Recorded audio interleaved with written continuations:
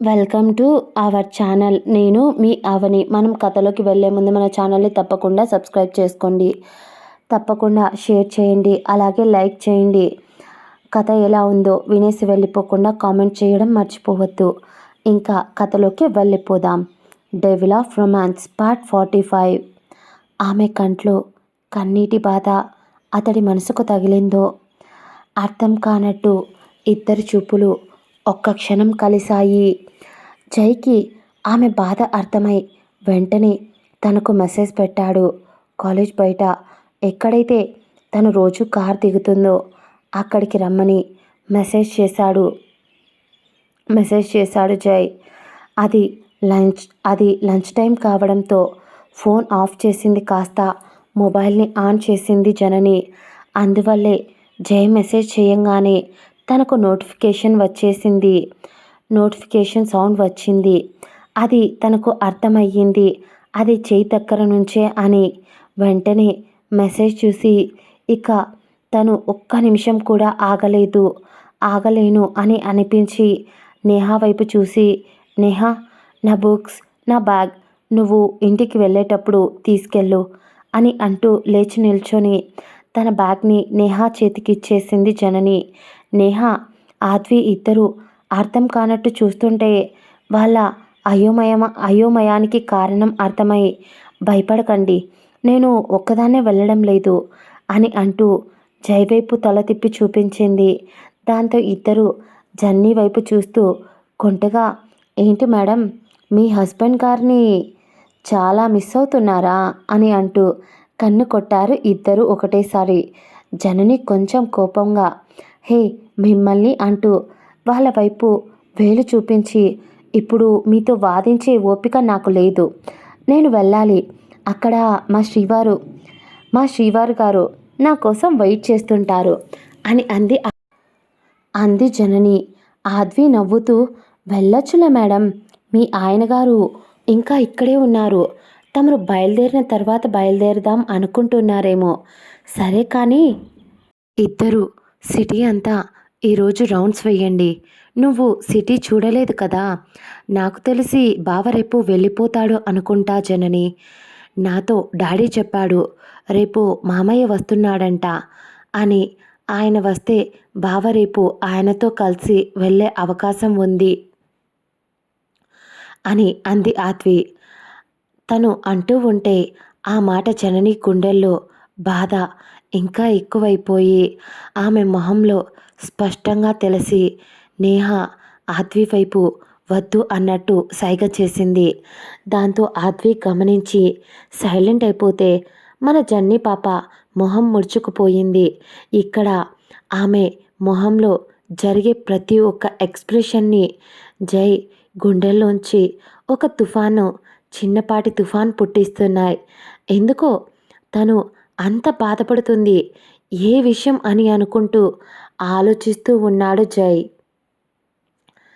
తన మనసు నిలకడగా లేదు. ఇక్కడ ఆమె మొహంలో సంతోషం ఉంటేనే అక్కడ అతని మనసుకు ప్రశాంతంగా ఉంటుంది.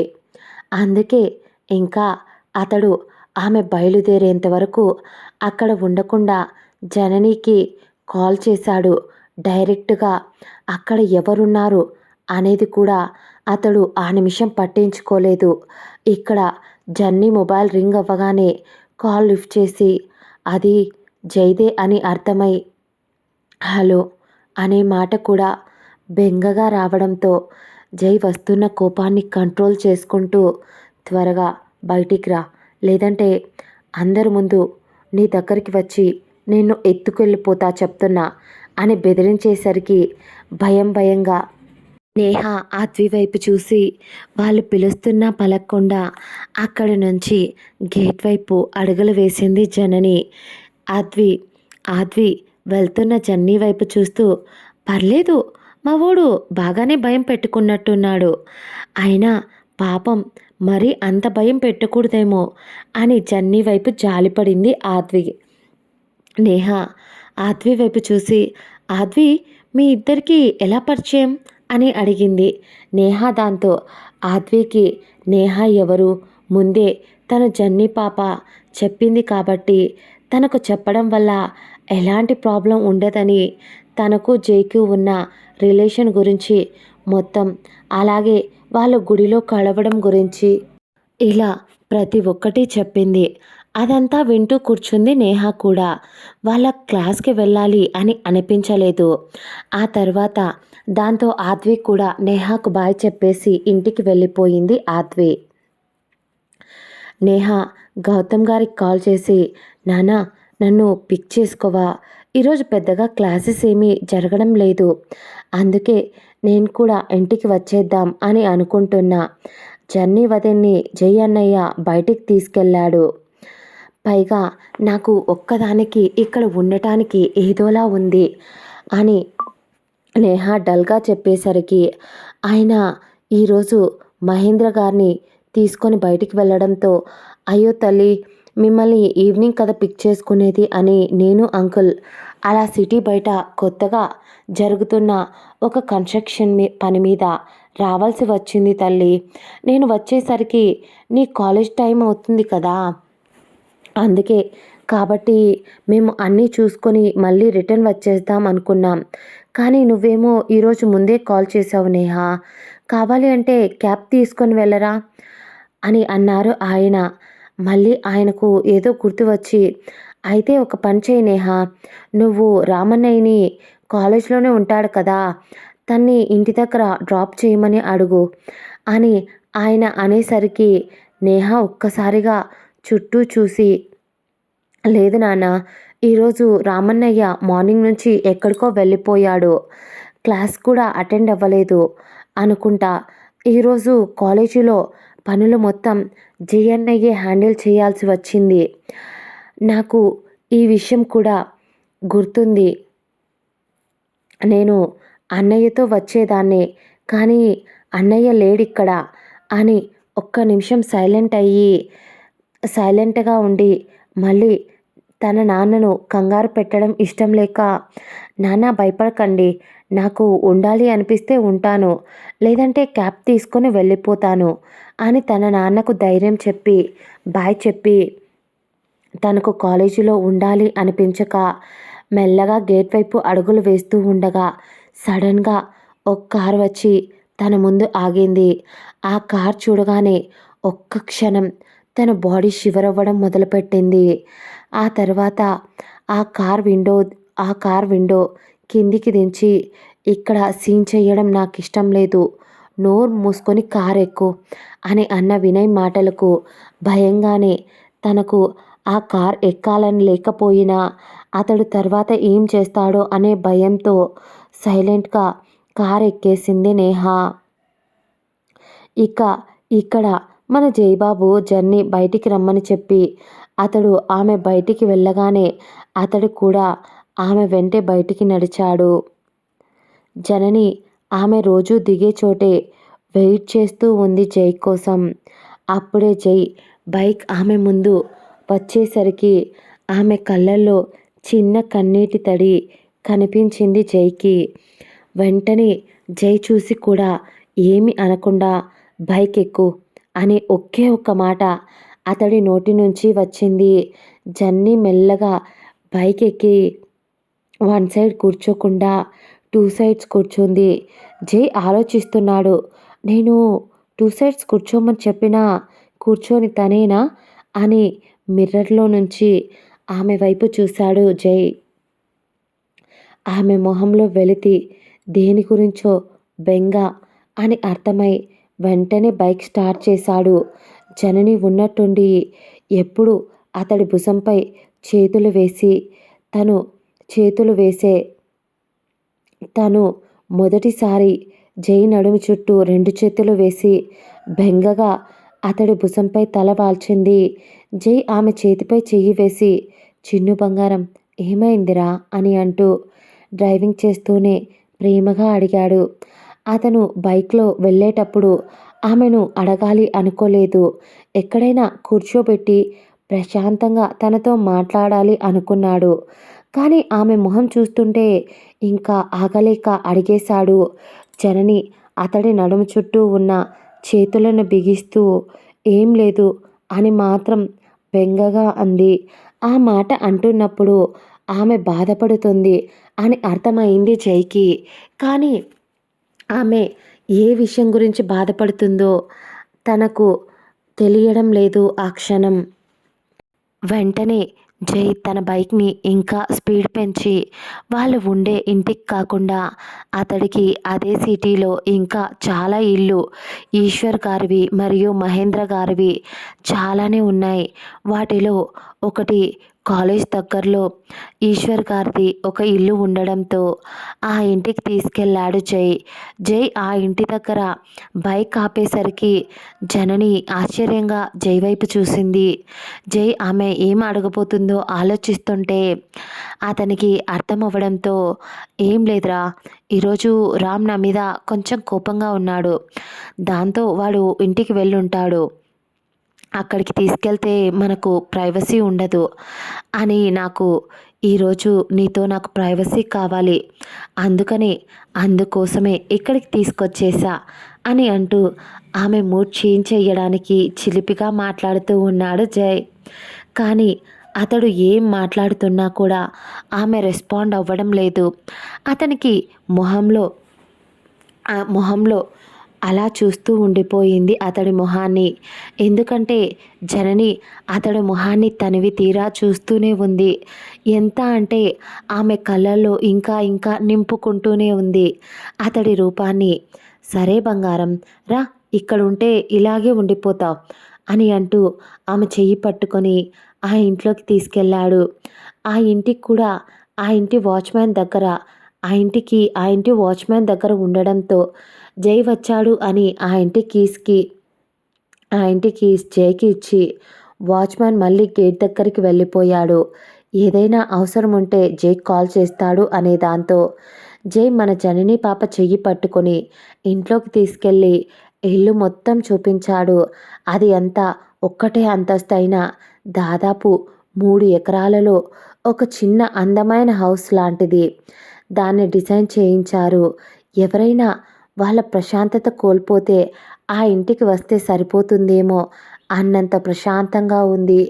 చుట్టూరా ప్రకృతికి సంబంధించిన పెయింటింగ్స్, ఆ ఇంటి బయట కూడా పూల చెట్లు, పళ్ళ తోటలు, అక్కడ లేని ఫ్రూట్స్ అన్నీ రకరకాల చెట్లను అక్కడ పెంచుతూ ఉన్నారు.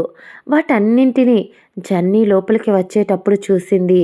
సిటీలో కూడా ఇంత బాగా ఫార్మింగ్ చేస్తున్నారా అని అనిపించింది జననికి. 3 ఎకరాలలో ఆ ఇల్లు, దాని చుట్టూరా ఇంకో ఇంకో ఎకరంలో ఆ చెట్లు, ఫ్లవర్స్ చెట్లను పెంచి ఇంకా ఆ ఇంటి చుట్టూ చాలా అందంగా బర్డ్స్ని కూడా పెంచడం, ఇంకా ర్యాబిట్స్ అక్కడే ఒక పూల్లా ఉంటే చాలా అందంగా చూస్తూ ప్రశాంతత వచ్చేసింది తనకు. అంత అందంగా ఉండేసరికి జనని ఆ ఇల్లు మొత్తం తిరుగుతూ అలా చూస్తూ ఉంది.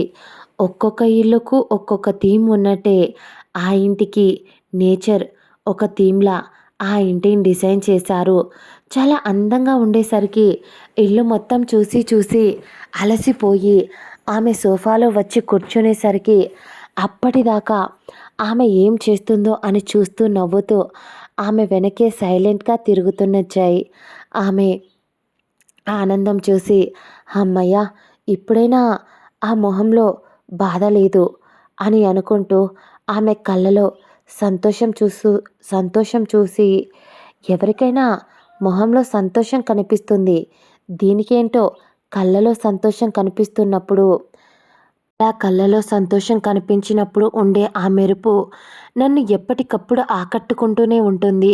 అందుకేనేమో దీని సంతోషం కోసం ఎక్కడి దాకైనా వెళ్ళాలి అనిపిస్తుంది. ఏదైనా చెయ్యాలి అనిపిస్తుంది అనుకుంటూ తనకి వాటర్ తాగమని తన ముందు వాటర్ బాటిల్ ఉంచాడు. ఆమె ఆ బాటిల్ అందుకొని వాటర్ తాగుతూ, అప్పటిదాకా తిరగడం వల్ల గస వస్తున్నా, "బావా, ఇల్లు చాలా బాగుంది. ఇప్పటిదాకా సగం వరకు మాత్రమే చూశాను. నాకు ఇల్లు మొత్తం చూడాలి అనిపిస్తుంది" అని సంతోషంగా చెప్తూ ఉంటే జై మాత్రం ఆమె ఎక్కడ లేచి మళ్ళీ వెళ్ళిపోతుందో అని, "హలో హలో, ఈ ఇల్లు ఎక్కడికి వెళ్ళదు కానీ నువ్వు ముందైతే భయపడకు. కావాలి అంటే డాడీని నిన్ను ఇక్కడే ఉంచమని చెప్తాను. ఇప్పుడైతే నాతో టైం స్పెండ్ చేయండి మేడం అని, అసలే నేను రేపు వెళ్ళాలి అని అనుకుంటున్నా. ఆ తర్వాత మళ్ళీ ఎప్పుడు వస్తానో, ఈ దేవి దర్శనం ఎప్పుడు జరుగుతుందో అని జై అంటూ ఉంటే ఆమె మొహం మళ్ళీ బెంగగా, ఈసారి ఇంకొంచెం ఎక్కువగా కన్నీళ్లు వచ్చేసి కోపంగా జైని గుండెలపై కొట్టడం మొదలుపెట్టింది జనని. అలా కొడుతున్నప్పుడు తానే ఏడుస్తూ జై కాలర్ పట్టుకొని ఇంకా గట్టిగా గుండెలపై బాదడంతో ఆమె ఎందుకు అలా చేస్తుందో కొంచెం అర్థం కాక జనని జనని అని అంటూ ఆమె చేతుల్ని పట్టుకొని దగ్గరగా లాక్కున్నాడు. అప్పటికి కూడా ఆమె విడిపించుకోవడానికి అవస్థ పడుతుంటే ఇలా కాదు అని గట్టిగా దగ్గరికి లాక్కొని ఆమెకు ముద్దు పెట్టడం మొదలుపెట్టాడు జై. అతడు ముద్దు పెడుతున్నప్పుడు మొదట ఆమె విడిపించుకోవాలి అని చూసింది. కానీ ఆమెకు కొద్దిసేపటి తర్వాత అతడు చేస్తున్నది ఏంటో అర్థమై ఆమె అతడిని మిస్ అవుతాను అనే ఫీలింగ్తో జనని కూడా జైని ముద్దు పెట్టుకోవడం మొదలుపెట్టింది. ఎంతలా అంటే ఎప్పుడు జై ఆమె ప్రేమకు లొంగిపోయి ఆమెకు పెదవికి గాయం చేసేవాడు. కానీ మొదటిసారి జనని ఎంత టెన్షన్కు ఉద్రిక్తతకు లోనయ్యిందో అంటే ఆమె మొదట ముద్దు పెడుతున్నప్పుడు ఆమె కంట్లో నుంచి బాధతో కన్నీళ్లు వచ్చాయి. జై ఆమె కన్నీళ్లు చూసి ఆమెను వెనక్కి జరపాలి అనుకున్నాడు. కానీ అతడిని జరపడం ఇష్టం లేని జనని అతడి పెదవులను వదలకుండానే అతడి ఒడిలోకి వెళ్ళి కూర్చుని జై పెదవుల్ని గట్టిగా ముద్దు పెట్టడం మొదలుపెట్టింది. మొదట అతడి పై పెదవిని ముద్దు పెట్టి ఆమె నోట్లోకి తీసుకుని ఎంతసేపు తనివి తీరా ముద్దాడిందో తనకే తెలియదు. అతడు నిర్ఘాంతపోయాడు. అతడికి అర్థమవుతుంది ఆమె అతడి ప్రేమలో ఎంత పిచ్చిదైపోయిందో అని. అసలు ఇప్పుడు అంత బాధపడే విషయం ఏం జరిగింది? అతడికి తెలుస్తుంది. అతడు ఆమెను దూరం పెట్టాలి అని చూస్తే ఆమె ఎంత చిత్రవద అనుభవిస్తుందో. అలాంటి అమ్మాయి ఈ 4 సంవత్సరాలలో అతనికి దూరంగా ఉండగలదా? జై ఆమె ఎంతసేపటికి వదలకపోయేసరికి ఆమె కంట్లో నుంచి వస్తున్న కన్నీరు కూడా ఆగకపోయేసరికి జైకి భయం వేసి మెల్లగా ఆమెను వెనక్కి జరిపి చిన్ను అని వాళ్ళ నానమ్మ ఎలా అయితే ప్రేమగా పిలిచేదో అలానే చాలా ప్రేమగా చాలా నెమ్మదిగా పిలిచాడు. ఆమె బాగా ఏడవడం వల్ల ఎర్రగా అయిపోయిన మొహంతో తల కిందికి వంచుకొని ఉంది. జై ఆమె అలా ఉండడం నచ్చక మళ్ళీ పిలుస్తూ చిన్ను ఏమైందిరా? ఏదైనా ఉంటే నాకు చెప్పరా? ఇలా ఏడుస్తూ ఉంటావా?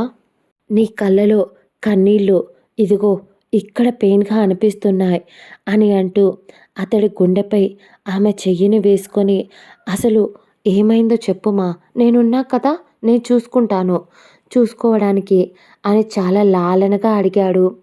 దాంతో ఆమె జైని హత్తుకొని నువ్వు రేపు నన్ను వదిలేసి వెళ్ళిపోతావు కదా అని గుర్తుకు తెచ్చుకొని మరీ ఏడవడం స్టార్ట్ చేసింది జనని.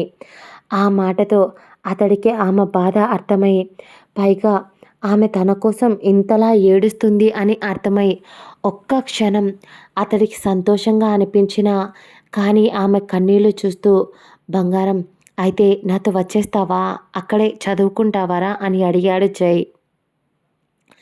దానికి జనని జై వైపు బేలగా చూస్తూ ఉంటే అతడు చిన్న చిరునవ్వుతో నా జర్నీలో నాకు నచ్చేదేంటో తెలుసా?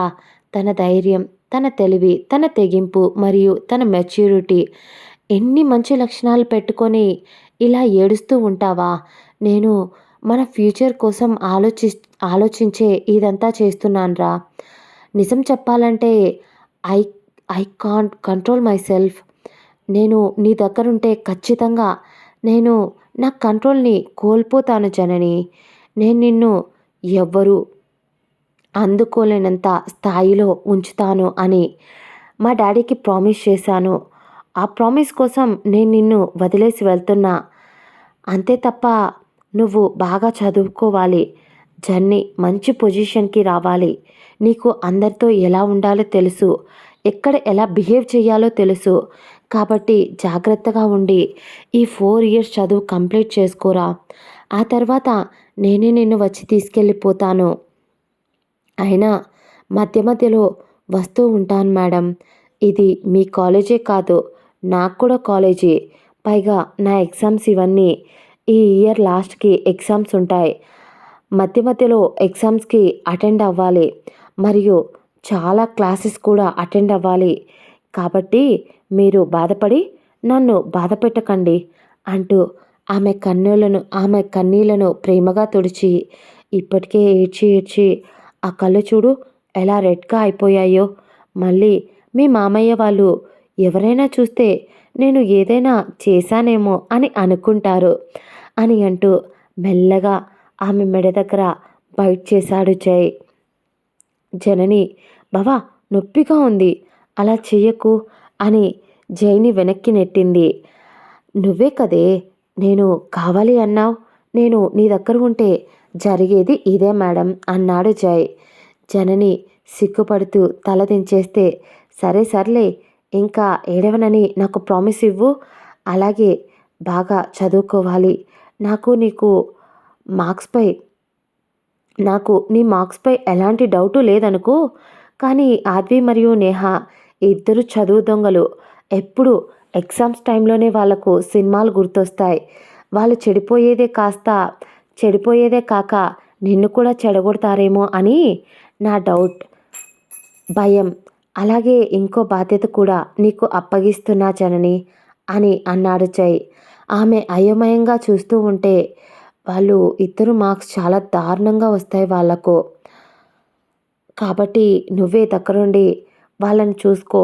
అలాగే అని చెప్పడానికి ఆలోచిస్తూ ఉన్నాడు జై. ఆమెకు అతడి చూపులో మీనింగ్ అర్థమై, భయపడకు బావా, నేను రామ్‌ని, మామయ్యని ఇద్దరిని కూడా బాగా చూసుకుంటాను.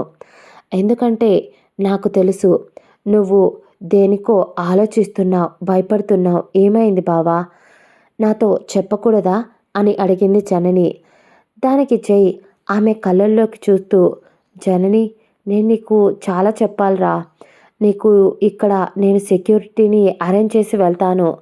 కానీ ఎవ్వరికీ తెలియదు. వాళ్ళను సెక్యూరిటీ అని కాలేజీలో టీచర్స్‌లా అయినా ఉండొచ్చు, లేదా కాలేజీలో స్టూడెంట్స్‌లా అయినా ఉండొచ్చు. ఎందుకో తెలియదు, మన చుట్టూ ఏదో ఉచ్చు బిగుసుకున్న ఫీలింగ్ వస్తుంది జనని అన్నాడు జై. ఎందుకో నాకు అర్థం కావడం లేదు. ఏదో మనల్ని వెంటాడుతుంది. ఎవరో మనల్ని గమనిస్తున్నారు. ఇలా ఒకటి కాదు, చాలానే జరిగాయి. ముఖ్యంగా రామ్, వాడి పరిస్థితి నాకు ఇప్పటికి కూడా అర్థం కావడం లేదు. ఒక్క నిమిషం హ్యాపీగా ఉంటాడు, మళ్ళీ మరో నిమిషం వాడి కంట్లో కన్నీళ్ళొస్తాయి. వాడు ఏం చేయాలనుకుంటున్నాడో వాడికైనా అర్థమవుతుందో లేదో నాకైతే అర్థం కావడం లేదు. వాడు వాడిని ప్రేమించే అమ్మాయిని ప్రాణానికి ప్రాణంగా వాడు ప్రేమిస్తున్నాడు, తను ప్రేమిస్తుంది చిన్నప్పటి నుంచి. అలాంటి అమ్మాయిని నువ్వు నాకొద్దు అని దూరం పెట్టాడు. కానీ అంతకుముందు ఆ అమ్మాయితో అలా ఉండేవాడు కాదు. ఒక 1 ఇయర్ బ్యాక్ ఏదో జరిగింది జనని. అది నాకు వాడు చెప్పడం లేదు. ఒకవేళ ఇప్పుడు అమ్మ బ్రతికి ఉంటే ఖచ్చితంగా వాడు చెప్పేవాడేమో. నాకు తెలిసి వాడు నీతో చెప్పొచ్చు. నిన్ను అమ్మలా ఫీల్ అవుతున్నాడు కాబట్టి వాడు సఫర్ అయ్యి తనని బాధ పెడుతున్నాడు అని జై అనేసరికి, జనని, ఆ అమ్మాయి ఆద్వీనా బావా అని అడిగేసింది జై నవ్వుతూ. అందుకే బంగారం, నువ్వు చాలా షార్ప్ అని నేను అనింది. నేను మాట్లాడేది ఈడియట్, ఆ ఈడియట్ గురించే. తను చిన్నప్పటి నుంచి చాలా గారాబంగా పెరిగిందిరా. మామయ్య మొదట కూతురు పుట్టడంతో, ముఖ్యంగా అచ్చం తన అమ్మ తన అమ్మ వాళ్ళలా అలా తన అమ్మలానే ఉంది అని చాలా గారాబంగా పెంచారు మామయ్య. ఆ తర్వాత అసలు పిల్లలే వద్దు అనుకున్నారు. నేను రామ్‌ని మీట్ అయిన అప్పటినుంచి వాడిని హాలిడేస్ వచ్చిన ప్రతిసారి నేను ఇంటికి తీసుకెళ్ళేవాడిని. ఈశ్వర్ డ్యాడీ వాళ్ళ దగ్గరికి. అప్పుడు ఆద్వి కూడా వచ్చేది. దాంతో చిన్నప్పటి నుంచి వాళ్ళిద్దరి మధ్య ఒక చిన్న ఇష్టం. అది రాను రాను ఒక అట్రాక్షన్. ఆ తర్వాత ఒక స్వచ్ఛమైన ప్రేమగా రూపుదిద్దుకుంది. అలాగని ఈరోజు వాళ్ళు వాళ్ళ లిమిట్స్ క్రాస్ చేయలేదురా. కానీ ఏమైందో తెలియదు. ఒకరోజు కనీసం వాళ్ళ ప్రేమను కూడా చెప్పుకోలేదు. అందుకే ఆద్వి ధైర్యం చేసి రామ్‌ని ప్రేమిస్తున్న విషయం వాడికి చెప్పడానికి వాడిని కలిసింది. కానీ ఏమైందో తెలీదు. ఆ రోజు నుంచి వాడు తన్ని దూరం పెట్టడం మొదలుపెట్టాడు. కానీ అది ఎందుకో నాకైతే అర్థం కావడం లేదు. నాకు వాడు నాతోనే చెప్పాడు చాలాసార్లు, ఆద్వి రోజు రోజుకి నాకు నచ్చేస్తుంది జై అని చెప్పాడు చాలాసార్లు. ఇదండి ఇవాల్టి ఎపిసోడ్. ఇంతకీ మన జనని జై కథ ఎన్ని మలుపులు తిరుగుతుందో తెలుసుకోవాలంటే తప్పకుండా సబ్స్క్రైబ్ చేసుకొని అలాగే లైక్ చేసి కామెంట్ చేయండి. ఇక్కడ నుంచి అప్డేట్స్ రోజు వస్తాయి. మర్చిపోకుండా డైలీ ఇస్తాను. Bye bye. మళ్ళీ నెక్స్ట్ ఎపిసోడ్లో